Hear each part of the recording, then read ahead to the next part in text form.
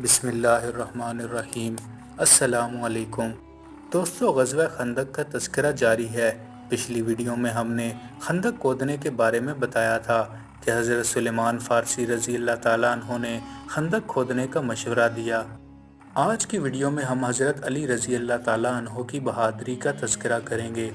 دوستو، جب خندق کھودنے سے فارغ ہوئے تو اس وقت قریش اور ان کے حمایتیوں کا لشکر مدینہ منورہ کے باہر پہنچ گیا۔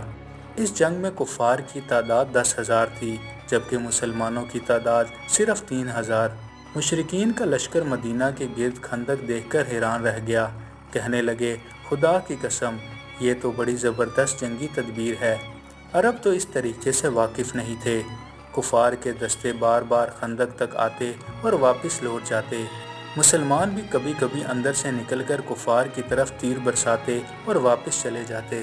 کہتے ہیں کہ کفار میں نوفل بن عبداللہ نے اپنے گھوڑے پر سوار ہو کر خندق کو عبور کرنے کی کوشش کی، لیکن گھوڑا پار نہ جا سکا اور سوار سمیت خندق میں گر پڑا۔ اس کی ران کی ہڈی ٹوٹ گئی۔ حضرت علی رضی اللہ تعالیٰ عنہ خندق میں اترے اور اسے قتل کر دیا۔ دوستو، کہتے ہیں کہ کفار اور مسلمانوں کے درمیان اسی قسم کی جھڑپیں ہوتی رہی۔ کفار دراصل خندق کی وجہ سے حملہ کرنے کے قابل نہ رہے۔ جنگ سے پہلے عورتوں اور بچوں کو ایک چھوٹے قلعے میں پہنچا دیا تھا۔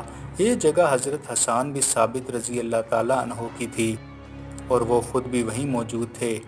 ان عورتوں میں نبی اکرم صلی اللہ علیہ وآلہ وسلم کی پھوپھی حضرت صفیہ رضی اللہ تعالیٰ عنہ بھی بطور محافظ تھی۔ ایک یہودی جاسوسی کے لیے اس طرف آ نکلا۔ حضرت صفیہ رضی اللہ تعالیٰ عنہ کی نظر اس پر پڑی تو انہوں نے حضرت حسان رضی اللہ تعالیٰ عنہ سے کہا، اے حسان، یہ شخص دشمن کو اس قلعے میں عورتوں اور بچوں کی موجودگی کی خبر دے گا، پھر دشمن یہاں سے حملہ کر سکتے ہیں۔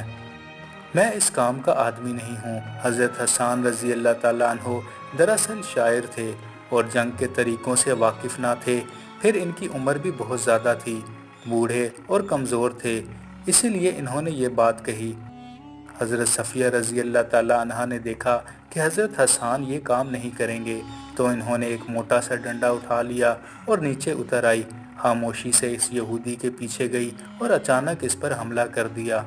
ڈنڈے کے کئی وار کیے حتیٰ کہ وہ ختم ہو گیا، پھر تلوار سے اس کا سر کاٹ کر ان یہودیوں کی طرف پھینک دیا جو پیچھے کھڑے تھے۔ وہ سب خوف زدہ ہو کر بھاگ نکلے۔ ادھر مشرکوں میں چند لوگ آگے بڑھے۔ انہوں نے خندق عبور کرنے کے لیے اپنے گھوڑوں کو پیچھے لے کر زور سے دوڑایا اور جہاں خندق تنگ ہوتی تھی وہاں سے بڑی چھلانگ لگا کر آخرکار خندق پار کرنے میں کامیاب ہو گئے۔ ان لوگوں میں عمرو بن عبدود بھی تھا۔ وہ عرب کا مشہور پہلوان تھا۔ اس کے بارے میں مشہور تھا کہ ایک آدمی ہی اس کا مقابلہ کرنے کے لیے کافی ہے۔ خندق پار کرتے ہی وہ للکار کر بولا، کون ہے جو میرے مقابلے میں آتا ہے؟ اس کی للکار سن کر حضرت علی رضی اللہ تعالیٰ عنہ آگے بڑھے اور نبی اکرم صلی اللہ علیہ وآلہ وسلم سے عرض کیا، یا رسول اللہ، میں اس کے مقابلے کے لیے جاؤں؟ آپ صلی اللہ علیہ وآلہ وسلم نے فرمایا، بیٹھ جاؤ۔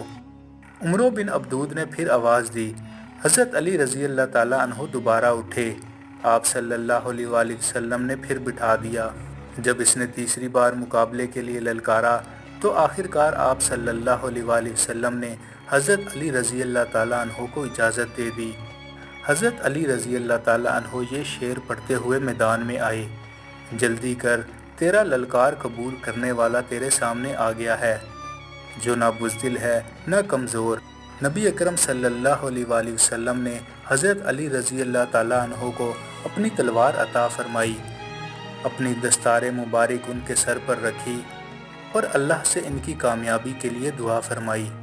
حضرت علی رضی اللہ تعالیٰ عنہ نے مقابلے سے پہلے اسے اسلام کی دعوت دی اور فرمایا، میں تمہیں اللہ اور اس کے رسول صلی اللہ علیہ وآلہ وسلم کی طرف بلاتا ہوں، اسلام قبول کرو۔ اس نے انکار کیا اور کہا، بھتیجے، میں تمہیں قتل کرنا نہیں چاہتا، واپس چلے جاؤ۔ حضرت علی نے جواب دیا، لیکن میں تو تمہیں قتل کرنا چاہتا ہوں۔ یہ سن کر عمرو بن عبدود غصے میں آ گیا۔ وہ پورا لوہے میں ڈھکا ہوا تھا، چہرہ بھی خود میں چھپا ہوا تھا۔ وہ گھوڑے سے کود پڑا اور تلوار سنبھال کر حضرت علی کی طرف بڑھا۔ حضرت علی رضی اللہ تعالیٰ عنہ نے خود کو بچانے کے لیے فوراً ڈھال آگے کر دی۔ عمروں کی تلوار ڈھال پر پڑی، ڈھال پھٹ گئی اور تلوار پیشانی تک پہنچ گئی، چہرے پر زخم آ گیا۔ پھر حضرت علی رضی اللہ تعالیٰ عنہ نے تلوار کا بھرپور وار کیا، تلوار ہنسلی کی ہڈی کو کاٹتی ہوئی نیچے تک چلی گئی، وہ گر پڑا اور خون میں لت پت ہو کر مر گیا۔ مسلمانوں نے اللہ اکبر کا نعرہ لگایا۔ نبی اکرم صلی اللہ علیہ وآلہ وسلم نے نعرہ سنا تو سمجھ گئے کہ حضرت علی رضی اللہ تعالیٰ عنہ نے عمروں کو قتل کر دیا ہے۔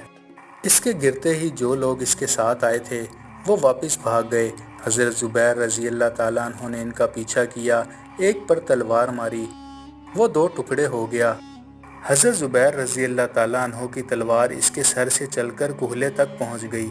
لوگوں نے کہا، اے ابو عبداللہ، ہم نے تمہاری تلوار جیسی کاٹ کسی کی نہیں دیکھی۔ انہوں نے فرمایا، اللہ کی قسم، یہ تلوار کا نہیں، تلوار چلانے والے کا کمال ہے۔ مزید ویڈیوز کے لیے چینل کو سبسکرائب کریں۔